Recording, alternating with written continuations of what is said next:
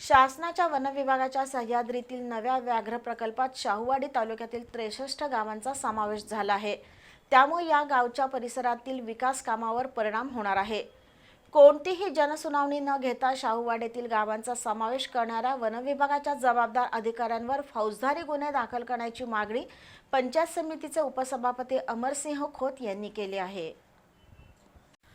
131 महसुली गावांसह 250 वाड्या वस्त्यातून शाहूवाडी तालुका तयार झाला आहे।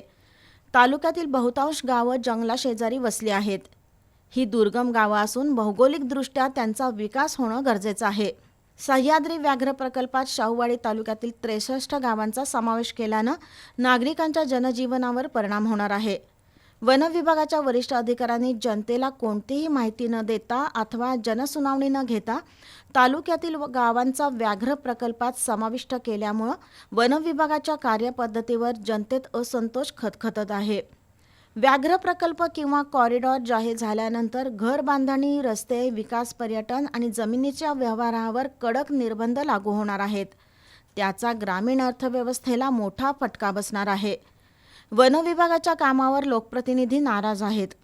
मानवी विकासाचा बळी देऊन वन्यजीव संवर्धन आम्हाला नको अशी भावना जनतेमध्ये पसरली आहे।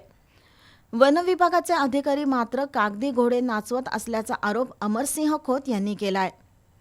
आंबा, पणुद्रे, म्हाळसावडे, परळे, निनाई, आळतूर, माळपुडे, शेंबवणे, गजापूर, येळवण, जुगाई, नांदगाव, करुंगडे, करंजफेण, गावडी या गावांचा व्याघ्र प्रकल्पात समावेश होणार आहे।